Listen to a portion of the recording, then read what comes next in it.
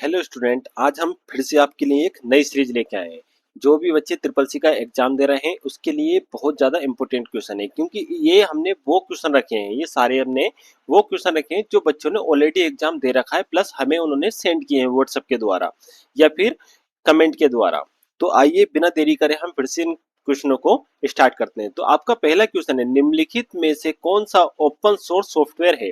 सबसे पहले तो आपको ये पता होना चाहिए कि ओपन सोर्स सॉफ्टवेयर होते कौन से हैं। ओपन सोर्स सॉफ्टवेयर वह सॉफ्टवेयर होते हैं जिनके कोड सार्वजनिक होते हैं, मतलब कोई भी उनको चेंज कर सकता है, प्लस उसमें कोडिंग कर सकता है, उनको बदल कर सकता है, प्लस उसको सेंड भी कर सकता है।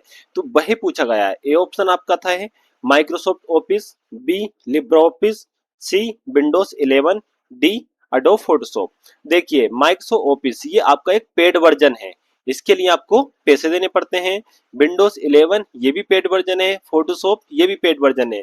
तो हमारा क्या होगा, ऑप्शन बी बिल्कुल right answer, Libra office. Libra office कैसा एक सॉफ्टवेयर है, ओपन सोर्स सॉफ्टवेयर है। एक्सप्लेनेशन देखते हैं इसकी। लिब्रा ऑफिस एक ओपन सोर्स ऑफिस सूट है, इसका सोर्स कोड सार्वजनिक रूप से उपलब्ध है और कोई भी इसे देख सकता है, प्लस उसको संशोधित कर भी कर सकता है और उसको आगे भेज भी सकता है लोगों को। क्वेश्चन नंबर 2, प्रत्येक प्राप्तकर्ता के लिए पर्सनलाइजेशन डॉक्यूमेंट्स बनाने की सुविधा क्या कहलाती है। देखो पर्सनलाइजेशन डॉक्यूमेंट्स वह डॉक्यूमेंट्स होते हैं जो सेम डॉक्यूमेंट्स, जो इस प्रकार से सेम डॉक्यूमेंट्स और एक ही साथ कम से कम 20 50 60, आपने सुना होगा कि 20 रिज्यूम बनाने हैं, 50 रिज्यूम बनाने हैं या 100 हमें कुछ चीज बनानी है, तो एक क्लिक के अंदर 100 बच जाए, वो चीज हमारी पर्सनलाइजेशन डॉक्यूमेंट्स कहलाती है। तो वो फीचर किस में होता है आपका, ए मेल मर्ज में, बी मैक्रोस के द्वारा, सी टेम्पलेट्स के द्वारा, डी शॉर्ट्स के द्वारा। तो वो काम हम कर सकते हैं मेल मर्ज के द्वारा। ये हम कैसे कर सकते हैं, एक अलग एक्सेल के अंदर, जैसे कि EXCL एक्सेल या फिर स्प्रेडशीट भी आप ले सकते हो, उसके अंदर आपने क्या करा, डाटा एंट्री कर ली। फिर MS वर्ड यानी कि राइटर के अंदर आपने एक फॉर्म बनाया और इसको उसमें लिंक करा दिया। जैसे ही आप एक बार क्लिक करोगे यहाँ पे मेल मर्ज पे, ये ऑटोमेटिकली क्या करेगा, जितना भी आपका डाटा हुआ, चाहे वो 10 हो चाहे वो आपको 20 हो, सबके एक साथ रिज्यूम बना के रेडी कर देगा या फिर डॉक्यूमेंट्स बना के आपके रेडी कर देगा। एक्सप्लेनेशन देखते हैं इसकी। मेल मर्ज का उपयोग एक ही डॉक्यूमेंट्स को कई लोगों के लिए व्यक्तिगत जानकारी के साथ तैयार करने के लिए किया जाता है। इसका उपयोग जैसे कि लेटर बनाना है, सर्टिफिकेट बनाना है और इन्विटेशन बनाने में काम आता है। लिब्रा ऑफिस कैल्क में कितनी वर्कशीट उपलब्ध होती हैं। देखिए वर्कशीट पूछा है, जब आप ये लिब्रा ऑफिस ओपन करोगे तो यहाँ पे एक सीट आती है बनी हुई, सीट 1 लिखा हुआ था उस पे, वो पूछा है कि कितनी हो सकती हैं। ए 256, बी 1024, सी 10,000 या D limited only by memory. तो आपका जो सही उत्तर होगा वो होगा डी लिमिटेड बाई मेमोरी। ये आपकी मेमोरी पे डिपेंड करता है कि आपके लैपटॉप या पीसी में जितनी ज्यादा मेमोरी होगी उतनी ज्यादा आप सीटें इसमें ऐड करा सकते हो।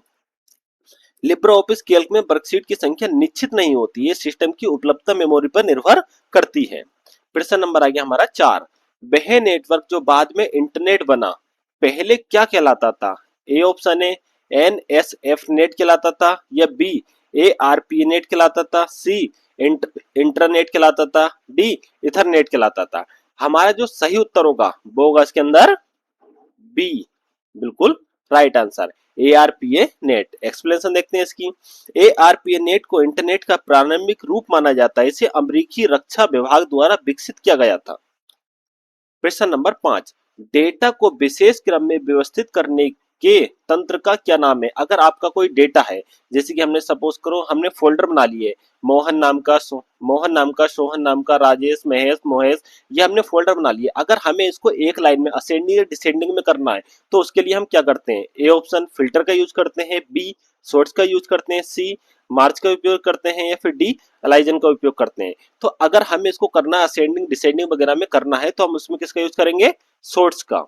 आप जैसे राइट क्लिक करोगे अपनी जो डेस्कटॉप है उसके ऊपर राइट क्लिक करना तो एक शॉर्ट्स का ऑप्शन आएगा, वहां पे जाना तो उसके अंदर ये फीचर आपको मिलेगा। हमारा बी उत्तर बिल्कुल सही है। एक्सप्लेनेशन देखते हैं इसकी। सॉर्टिंग का उपयोग डेटा को असेंडिंग या डिसेंडिंग ऑर्डर में व्यवस्थित करने के लिए किया जाता है। प्रश्न नंबर 6, बैंक बचत जमा पर ब्याज कब देता है। जो बैंक हैगा आपका सेविंग अकाउंट वगैरह होता है तो उसमें जो ब्याज देता है आपके लिए वो कब देता है, मंथली यानी कि हर महीने देता है, बी क्वार्टरली यानी कि 3 महीने में देता है, सी हाफ ईयरली यानी कि 6 महीने में देता है, डी ईयरली की यानी कि 1 साल में देता है। देखिए बैंक जो ब्याज देता है वो आपको 3 महीने के अंदर देता है, ठीक है। 3 महीने का जैसे लास्ट होता है तो आपको ये ब्याज देता है, तो हमारा बी उत्तर बिल्कुल सही होगा। एग्जाम्पल देखते हैं यहाँ पर, भारतीय रिजर्व बैंक आरबीआई के दिशा निर्देश के अनुसार भारत में सभी बैंक बचत खाते जैसे कि सेविंग अकाउंट पर जमा ब्याज को प्रत्येक तिमाही यानी कि क्वार्टरली 3 महीने में जैसे कि मार्च, जून, सितंबर और दिसंबर के महीने के अंत में उनके खाते तक पहुंचा देता है।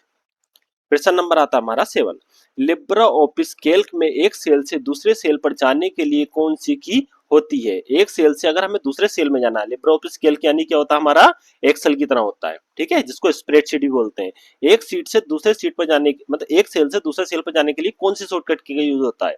ए शिफ्ट बटन का, बी टैब बटन का, सी कंट्रोल बटन का, डी अल्ट बटन का। देखिए एक सेल से यहाँ पर अगर आपके पास ये सीट बनी हुई है और ये हमने इस प्रकार से इसमें लाइन रो बढ़ा दी और ये हमारे हो गए कॉलम। इस कॉलम में इस सेल से हमें इस सेल के अंदर जाना है तो हम उसमें यूज करेंगे टैब बटन का। अगर वो पूछे डाउन के अंदर जाना है, यहाँ से इस सेल में जाना है, तो हम किसका यूज करते हैं इसके अंदर, एंटर बटन का। अगर वो इसे पूछता है तो आप बताओगे एंटर बटन का यूज होता है। एग्जाम्पल देखते हैं, टेप की दबाने पर कर्सर अगले सेल में चला जाता है, स्प्रेडशीट में नेविगेशन के लिए इसका उपयोग किया जाता है। प्रश्न नंबर आ गया 8, हाईलाइट या सिलेक्ट किए गए सेल्स के ब्लॉक को क्या कहते हैं। अगर हमने हाईलाइट, ये सपोज करो अभी ये लिब्रा ऑफिस है, इसके अंदर हमारे ये कॉलम है और ये हमारी रो है, इसके अंदर हमने ये 3 सेल सिलेक्ट कर लिए, मतलब 4 सेल सिलेक्ट कर लिए, तो उसको हम क्या बोलेंगे, ए सेल का ग्रुप बोलेंगे, बी रेंज बोलेंगे, सी एरिया बोलेंगे या डी ब्लॉक शीट बोलेंगे। तो हम इसको क्या कहेंगे, ये हमने A1 से लेके D1 तक रेंज सिलेक्ट कर दिए, तो बी आंसर बिल्कुल राइट होगा, इसका आंसर होगा आपका रेंज। एक्सप्लेनेशन देखते हैं, स्पेस शीट में एक से अधिक चयनित सेल के समूह को रेंज कहा जाता है। उदाहरण के लिए जैसे कि A1 से लेके C5 तक हमने सिलेक्ट किया है। प्रश्न नंबर आ गया 9, सोशल मीडिया प्लेटफॉर्म का प्राइमरी पर्पस क्या है। ए प्रोग्रामिंग करना, बी कम्युनिकेशन एंड शेयरिंग करना, सी डाटाबेस को मैनेजमेंट करना, डी फाइल को कंप्रेस करना। देखिए प्रोग्रामिंग क्या आता है आपका, प्रोग्रामिंग तो हम वेबसाइट वगैरह में करते हैं। फिर बी हमारा डाटाबेस मैनेजमेंट, जैसे कि हमारे बच्चों का स्कूल का डाटा वगैरह होता है या कोई फॉर्म वगैरह भरते हैं तो वो मैनेजमेंट, ये भी हमारी एसक्यूएल के द्वारा होती है, तो ये भी हमारी क्या होगी प्रोग्रामिंग। फाइल कंप्रेशन यानी कि कोई 25 जीबी की फाइल है उसको कम करना, 25 जीबी की जो फाइल है उसको लगभग ऐसी 1 जीबी या 3 जीबी के अंदर उसको कन्वर्ट करना, ये हमारा कंप्रेस कहलाता है। तो हमारा सही उत्तर होगा B communication and sharing, B उत्तर हमारा बिल्कुल राइट होगा। एक्सप्लेनेशन देखते हैं, सोशल मीडिया प्लेटफॉर्म का एक मुख्य उद्देश्य लोगों को जोड़ना, जानकारी साझा करना और संचार को आसान बनाना है। प्रश्न नंबर 10, कंप्यूटर वायरस क्या है, what is the computer virus. A एक यूटिलिटी सॉफ्टवेयर है, बी सिस्टम सॉफ्टवेयर है, सी मेलिशियस सॉफ्टवेयर प्रोग्राम है या फिर डी प्रोग्रामिंग लैंग्वेज है। देखिए यूटिलिटी सॉफ्टवेयर जो होते हैं वो सॉफ्टवेयर होते हैं जो एंटीवायरस होते हैं। कौन से होते हैं हमारे एंटीवायरस, जितने भी एंटीवायरस सॉफ्टवेयर होते हैं वो हमारे यूटिलिटी सॉफ्टवेयर होते हैं। सिस्टम सॉफ्टवेयर वो होते हैं जो सिस्टम को चलाते हैं हमारे, ठीक है। और यहाँ पे प्रोग्रामिंग सॉफ्टवेयर वो होते हैं जो प्रोग्राम के द्वारा बनाए जाते हैं, जैसे कि लिब्रा ऑफिस हो गया आपका या MS वर्ड हो गया, एक्सेल वगैरह। तो यहाँ पर हमारा सी उत्तर बिल्कुल राइट होगा। एक्सप्लेनेशन देखते हैं इसकी, कंप्यूटर वायरस एक प्रकार का मेलिशियस सॉफ्टवेयर इनकी मालवेयर होता है जो स्वयं को अन्य फाइलें या प्रोग्राम से जोड़कर फैलाता है। ये कंप्यूटर के डाटा को नुकसान पहुंचाता है, फाइल को डिलीट कर सकता है और सिस्टम की कार्य क्षमता को प्रभावित कर सकता है। प्रश्न नंबर आ गया 11, IoT का मतलब क्या है, मतलब IoT की फुल फॉर्म क्या होती है। A option internet of technology, B internet of things, C integration of things, D internet of tools. देखिए IoT की फुल फॉर्म आपकी जो होती है वो होती है इंटरनेट ऑफ थिंग्स, यानी कि बी आंसर बिल्कुल राइट होगा। और याद रखना अगर आप ओ लेवल करोगे तो इसका पूरा का पूरा आपको एक चैप्टर देखने को मिलेगा। IoT यानी कि इंटरनेट ऑफ थिंग्स ऐसी तकनीकी जिसमें विभिन्न डिवाइस इंटरनेट के माध्यम से आपस में जुड़े रहते हैं और डेटा का आदान प्रदान करते हैं। उदाहरण के लिए स्मार्ट वॉच, स्मार्ट टीवी और स्मार्ट होम डिवाइस।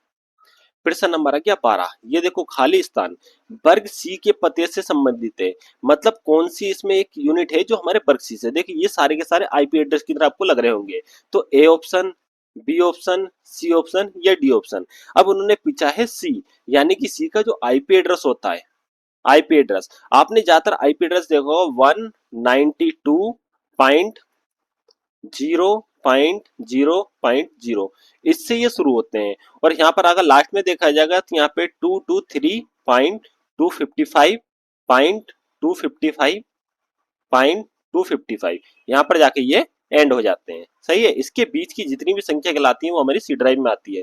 तो इसके बीच की संख्या कौन सी है हमारी? सी उत्तर बिल्कुल राइट होगा। एक्सप्लेनेशन देखते हैं। क्लास सी आईपी एड्रेस की रेंज 192.0.0.0 से लेके 223.255.255.255 तक होती है, इसलिए 192.168.1.1 एक क्लास सी एड्रेस उदाहरण है। प्रश्न नंबर 13, सबसे बड़े शीर्षक के लिए सही एचटीएमएल टैग है। देखिए, सबसे बड़े शीर्षक के लिए सही एचटीएमएल टैग, यानी कि ये पूछ रहा है कि अगर आपको एचटीएमएल कोडिंग करनी है उसके अंदर सबसे बड़ा बड़ा हेडिंग लिखना है, जैसे कि मैंने यहाँ पे लिख दिया NSIT, ठीक है, ये बड़ा बड़ा लिखना है, तो उसके लिए हमारा कौन सा टैग होता है? A option H6, B option heading tag, C option H1, ये डी टाइटल। देखिए, बड़े का मतलब ये नहीं है कि नंबरों में बड़ा, सबसे बड़ा जो होता है हमारा सी ऑप्शन बिल्कुल सही होगा, यानी कि H1 टैग। HTML में हेडिंग टैग यानी कि H1 से H6 तक होते हैं, इसमें H1 सबसे बड़ी हेडिंग प्रदर्शित करता है। अगला प्रश्न क्या है हमारा? आधार एक विशिष्ट पहचान संख्या है जो खाली जगह के द्वारा जारी किया जाता है, मतलब आधार कार्ड जो है आपका किसके द्वारा जारी किया जाता है? ए आरबीआई के द्वारा, बी एनपीसीएल के द्वारा, सी यूडाई के द्वारा, डी एनआईटी आयोग के द्वारा। तो हमारा सही उत्तर क्या होगा इसमें? सी यूआईडीएआई, यूडाई जो आईडी होती है उसके द्वारा। आधार नंबर भारत सरकार की संस्था यूआईडीआई यानी कि यूनिक आइडेंटिफिकेशन ऑथोराइटी ऑफ इंडिया द्वारा जारी किया जाता है। ये प्रत्येक निवासी को एक विशिष्ट 12 अंकों की पहचान प्रदान करता है। प्रश्न नंबर आ गया 15, भीम ऐप में ऐप भीम का क्या अर्थ है? जो भीम शब्द आया है ये इसकी फुल फॉर्म क्या है? A Bharat interface for money, B option है Bharat internet for money, C option है banking interface for money, D option है भारत इंफॉर्मेशन फॉर मनी। तो हमारा जो सही उत्तर होगा वो होगा इसमें ए भारत इंटरफेस फॉर मनी, ये हमारी फुल फॉर्म होगी। एक्सप्लेनेशन देखते हैं इसकी। भीम एक डिजिटल पेमेंट ऐप है जिसे एनपीसीएल द्वारा विकसित किया गया है। इसका पूरा नाम भारत इंटरफेस फॉर मनी है। यह एक यूपीआई आधारित भुगतान प्रणाली पर कार्य करता है। प्रश्न नंबर अगला देखते हैं। 1 किलोवाइट बराबर होते हैं, किलोवाइट का मतलब होता है केवी, ये बात याद रखना, यानी कि 1 केवी कितने वाइट्स के बराबर होती है? 1000 वाइट्स के बराबर होती है, 1024 बाइट्स के बराबर होती है, या सी 1024 विट्स के बराबर होती है, डी 1000 विट्स के बराबर होती है। तो हमारा सही उत्तर होगा बी 1024 वाइट्स के बराबर होती है। सही है। एक्सप्लेनेशन देखते हैं इसकी। 1 किलोबाइट में 1024 बाइट्स होते हैं, इसी प्रकार से 1 मेगाबाइट, मेगाबाइट की जो शॉर्ट फॉर्म होती है वो होती है यहाँ पर एमबी, जो आप लोग अपने फोन में यूज करते हो। तो 1 MB के अंदर 1024 केबी होती हैं, और 1 GB के अंदर 1024 MB होती हैं। ये कंप्यूटर स्टोरेज की इकाई में मापा जाता है। अब आपके लिए कमेंट वाला सवाल बता रहा हूँ कि फर्स्ट जनरेशन कंप्यूटर की जो फर्स्ट जनरेशन थी उसके अंदर वैक्यूम ट्यूब का यूज हुआ था, वैक्यूम ट्यूब का यूज होता। इसके अंदर कितने केबी तक का डाटा स्टोरेज किया जा सकता है, ये आप कमेंट बॉक्स में बताइए। प्रश्न नंबर आ गया 17, बैकअप पावर प्रदान करता है और बिजली की विफलता होने पर कंप्यूटर को बंद होने से बचाता है, उसका नाम क्या है? A SMPS, B UPS, C CPU, D RAM. देखिए, एसएमपीएस क्या होता है? ये हमारे कंप्यूटर के अंदर, ये जो हमारा पीसी होता है सीपीयू उसके अंदर सप्लाई करता है, मतलब हमारी लाइट की सप्लाई करता है। यूपीएस क्या होता है? ये हमारा एक इन्वर्टर की तरह कार्य करता है। और सीपीयू तो आप जानते हो, रैम ये हमारी एक मेमोरी है। एक्सप्लेनेशन देखते हैं इसका, बी उत्तर बिल्कुल सही होगा। यूपीएस यानी कि इंटरफेरेंस पावर सप्लाई, बिजली जाने पर कंप्यूटर की अस्थायी बैकअप पावर प्रदान करता है। इससे उपयोगकर्ता अपना कार्य सुरक्षित रूप से सेव कर सकता है और कंप्यूटर अचानक बंद होने से बच जाता है।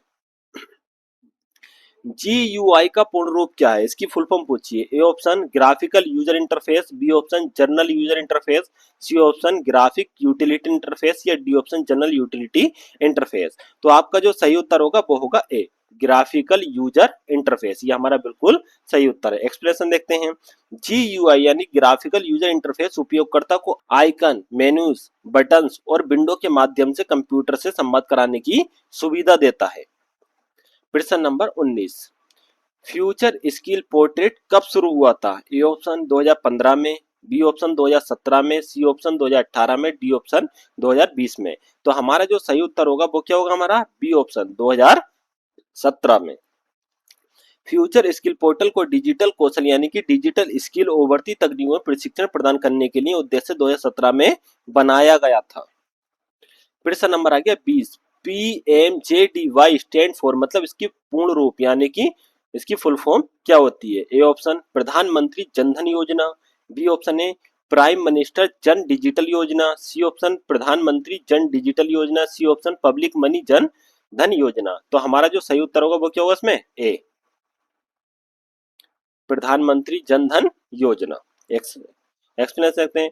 पीएमजेडीवाई भारत सरकार की एक वित्तीय समावेशी योजना। इसके उद्देश्य प्रत्येक परिवार को बैंकिंग सुविधाओं से जोड़ना है। प्रश्न नंबर आ गया 21। कौन सा सोशल मीडिया प्लेटफॉर्म मुख्य रूप से पेशेवर नेटवर्किंग पर केंद्रित है? ए इंस्टाग्राम, बी फेसबुक, सी लिंक्डइन, डी स्नैपचैट। हमारा जो सही उत्तर होगा वो होगा सी लिंक्डइन। एक्सप्लेनेशन देखते हैं। लिंक्डइन एक प्रकार से प्रोफेशनल नेटवर्किंग जैसे कि जॉब सर्च है, करियर डेवलपमेंट है और बिजनेस कनेक्शन के लिए उपयोग किया जाता है। प्रश्न नंबर आ गया 22। ARPA नेट का क्या अर्थ है? A option advance research project agency network, B option है advance research project agency network, C option है American research project agency network, D option है advance resource project agency network. हमारा जो सही उत्तर होगा वो होगा इसमें B advance resource project agency network. B option बिल्कुल राइट है।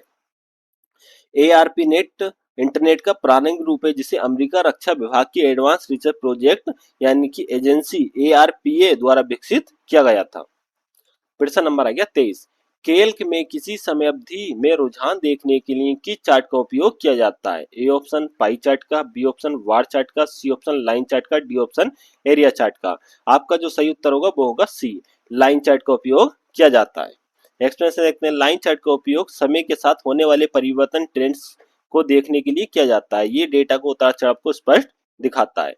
प्रश्न नंबर आ गया 24। स्प्रेडशीट में अक्षरों का उपयोग खाली जगह को दर्शाने के लिए किया जाता है। स्प्रेडशीट यानी कि एक्सेल की तरह होती है। इसमें जो अक्षर होंगे यानी कि ए बी सी डी ये किसको दिखाने के लिए किया जाता है? रो को, कॉलम को, सेल को या सीट्स को। देखिए ABCD किसके लिए किया जाता है? हमारा कॉलम के लिए। कॉलम यहाँ से ABCD यानी कि रोमन अक्षर के द्वारा दिखाया जाता है। अगर वो रो को पूछता है तो आपको 1 2 3 4। अगर वो सेल को पूछता है तो यहाँ पे जैसे कि A1 A2 ऐसे B1 B2 B3। सीट को पूछता है तो सीट 1 2 3 इस प्रकार से बोला जाता है। एक्सप्लेनेशन देखते हैं इसकी। स्पेस में कॉलम को ABCD आदि अक्षरों द्वारा दर्शाया जाता है जबकि रो को 1 2 3 4 5 द्वारा दर्शाया जाता है। प्रश्न नंबर 25। OSI मॉडल किस लेयर को एंड टू एंड लेयर भी कहा जाता है? ए नेटवर्क लेयर को, बी सेक्शन लेयर को, सी ट्रांसपोर्ट लेयर को, डी डाटा लिंक लेयर को। तो आपका जो सही उत्तर होगा वो होगा सी ऑप्शन ट्रांसपोर्ट लेयर को। एक्सप्लेनेशन देखते हैं। ट्रांसपोर्ट लेयर डेटा के स्रोत से गंतव्य तक विश्वसनीय रूप से पहुंचने का कार्य करती है जिसे एंड टू एंड लेयर भी कहा जाता है। धन्यवाद। अब मिलते हैं अगली क्लास में।